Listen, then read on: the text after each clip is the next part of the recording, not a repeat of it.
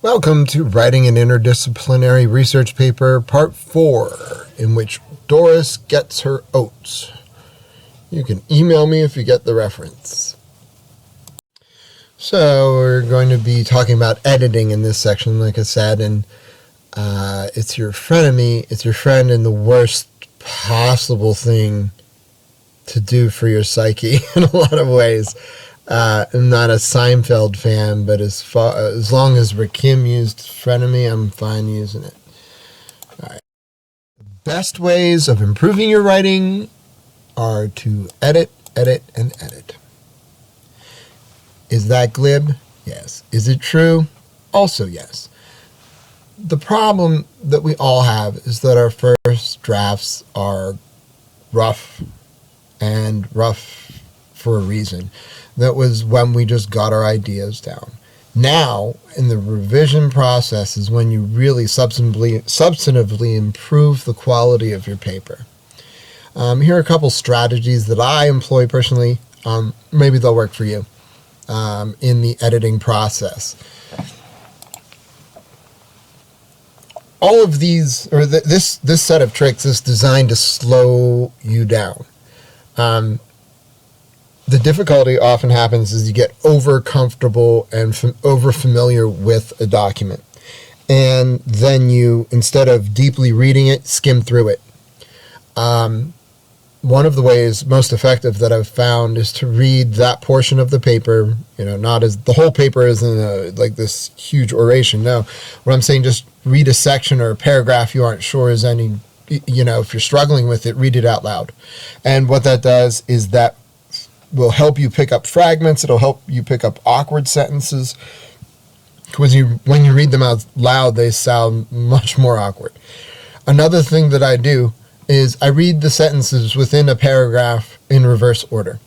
If I read it and so by that I mean I start with the fourth sentence, read it normally. I don't flip it like Missy Elliott, right? But you start with the last sentence and you read it forwards, then go to, say, there are 4 sentences in the paragraph, then you go to the third, read it forward. Check the transition between the third and the fourth sentence, and then read the second, check the transition between the second and the third, and then the first and with the transition with the second sentence. So the reason I do this is because it forces your brain to slow down. It forces you to read things in a little more deliberate manner. I don't necessarily do this with the whole paper, right? I do it in sections that are giving me difficulty, and I wonder if the overall flow is any good. Then I read it out loud, or if I'm particularly at a sticking point, I'll do this backwards, sentence at a time reading. Just tossing it out there in case you find it useful. Other thing I always look for is tense match for my verbs. I have a tendency personally to float. I'll switch from past tense to future to present, usually present and future. I have to revisit everything I write and make sure that there's consistency in the tense. It can change if it's deliberate between sections, but really you want to keep it within those sections, paragraphs. You want to keep the tense consistent as it is appropriate. Here's a personal issue. I see it a lot with students, and I want us to all stop it. So let me talk about it. If you splice 2 sentences together with a comma, angels cry, puppies whine, babies wail. Okay, it really hurts the fabric of society. Here's what I mean by a comma splice. Koalas are not actually bears, they are marsupials. As I read it, it sounds fine. However, as a grammatical proposition, that's a comma separating 2 sentences. And it gets the angel facepalm. There are better ways of writing this. You could use the fabulous semicolon and say that koalas are not actually bears, they are marsupials. That's a proper way. You've separated 2 simple sentences by a semicolon. Happy times are here. If you want to be fancy, you could say, well, koalas are not actually bears, they are marsupials. And that's a fine way of communicating the idea as well. But separating two independently complete sentences with a comma under the guise of being a single sentence is a comma spliced in it, and it hurts me. Here's some other writing problems that can arise, or just examples, really, of how you can improve particular sentences. So the task would be to rewrite. It has been assumed by the early scholars, it had been assumed by the early scholars that there was reliable neuroscience to support the testimony that examiners are giving in court. So there's some classic problems here. It's impassive voice. That's what PV stands for there. It had been assumed. It doesn't have the same tense as are giving at the end of the sentence, and you generally want to get rid of passive voice because it just adds extra words to your paper that you really don't need, just filler words. So a better statement of that is there. Early scholars assumed that there was reliable neuroscience to support the testimony that examiners gave in court. And that matches the tense and gets rid of the passive voice. Even better, you could tidy it up with that last recitation, which gets rid of an extra filler that is found within the better version. There's always improvements you could make. There are very few perfect documents out there. So I want to go over some common writing problems and solutions, just to alert you to them to improve your own writing. I always use a dictionary and thesaurus when I'm writing. Not the first draft, right? But I do use it in later drafts when I'm really trying to get the right word. Those two tools are invaluable. You have to avoid slang and colloquial language. This is an academic paper. It should adopt a scholarly tone. And that's what we're going for here, so that to get you, used to writing in this way, at least experience in writing this way. That's the tone we're looking for. So you want to avoid slang, colloquial language, such as way too much work. You could change that to other phrases like very difficult or exceptionally challenging, whatever is appropriate, but it has to have a more erudite tone than the use of slang and colloquial language will support.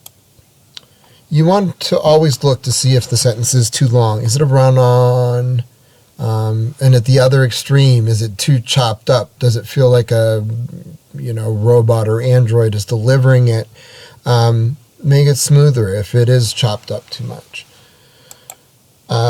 Generally, the rule is to take out words because many sentences have lots of extra words. And those words are generally, I was going to read this, but I can't even bring myself to do it. Look, just when you have too many words to make a simple point, your point gets lost, the reader gets bored or embarrassed, and so you really just want to cut it back to something as simple as you can to get while at the same time getting the idea across. And there's an example of a rewrite of that sentence which accomplishes that goal here. Here's another of a sentence that can be dejunced. I'll give you a moment to read it.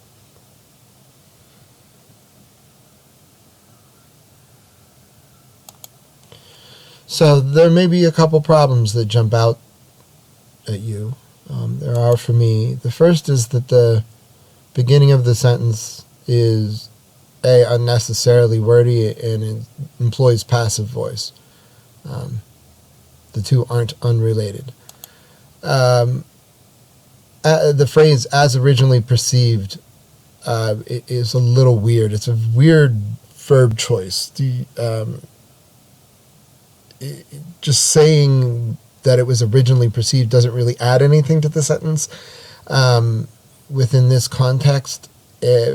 So the other thing about this sentence that I personally would change, that I do not expect you to change, is that for me, the term data is plural and datum or data point is singular. That's just my peculiarity. I would probably rewrite this sentence as something like, the data are not as accurate as the authors originally argued, or as the investigators originally argued. That gets rid of a lot of the extra words. Here's another example of a sentence that can be dejunced. Give you a moment to read it.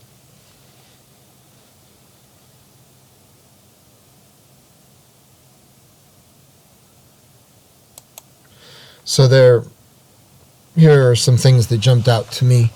It's very much too wordy. Are supposed to is colloquial, passive, just not good. For the jury, so they are able to have the requisite knowledge of, is just painful to read. I almost didn't do it just now, but that could be tightened up substantially. Here's a rewrite of the sentence that you could take a look at. And these aren't the be-all, end-all of these sentences. I could even improve this one. Use, I could switch to employ. I think that would be an improvement. But there's always editing that can be done. Here's an example of something that comes up from time to time, unclear meaning.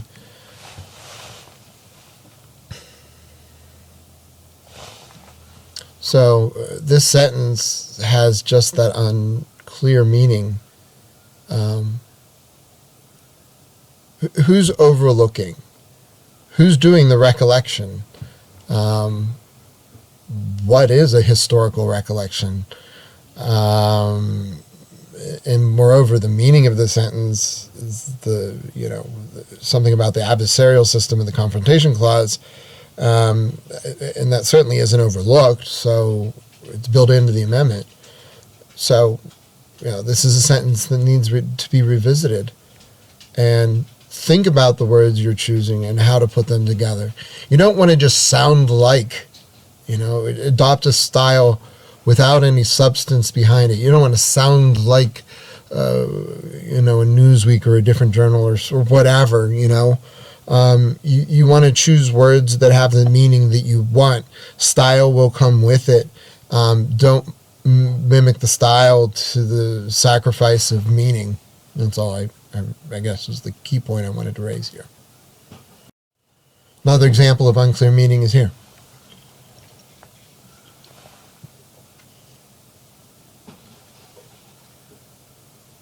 Ugh, that's rough. Okay. So the phrase dialectic arising from this question of jury competency, I sure hope the author defined that dialectic elsewhere, because its use here is perfectly unclear. Further, is dialectic even the right word? Be careful when you use reference like this. That's commonly very confusing for a reader. What you had in mind is commonly what you mean by this, and you aren't sure if the reader has that same thought. So be very careful when you use those reference. I'll show you other examples there too. There's so many extra words in this sentence. I'll let you undertake the exercise of, if you feel like it, of redrafting that sentence. But I think you'll have plenty of practice doing that when you're working on your own papers. Here is another example of something that is sometimes seen. I'll let you take a moment and read it.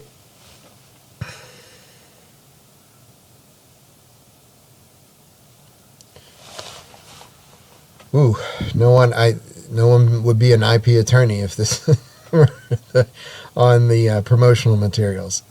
It's meaningless, it's run on, it's grammatically awkward, and that phrase, "one that in order for there to be sufficient and fair litigation of," it doesn't really even need to be replaced because it doesn't say anything. It's not substantive. Watch for filler sentences like these. Sometimes when we're feeling very fancy. I'm certainly guilty of this. I will include a sentence like this to act like a sophisticated author, and I'm not. So I take it out and recognize that I have to have my own voice here, and I can't fake it. Really, it's just chatter, this sentence. Here's the referent problem that I mentioned earlier in greater detail. Here's an example. This realization gives rise to the question, or this conclusion. Those kinds of phrasings often are imprecise because you've likely at this point in your paper achieved several realizations. You've reached several conclusions, and accordingly saying simply this realization can be confusing to a reader. It's inappropriate to do it most of the time. Another example is something where this is also based on the theory. Same way, if you are using this phrasing, reconsider it because it may be unclear to the reader. You have to say what this is. What is it? That's the phrase you should use there. Using reference at the beginning of a paragraph, especially this and these, is inappropriate because you're starting a new paragraph. You don't want to say along with this argument because are you referring to the instant argument in this paragraph, or it just gets to be unclear. Try and avoid these kinds of reference. They're just not helpful in trying to convey the thought you're trying to convey. Okay, this is all I'm going to say about plagiarism. It's not going to ruin your life, blah, blah, blah.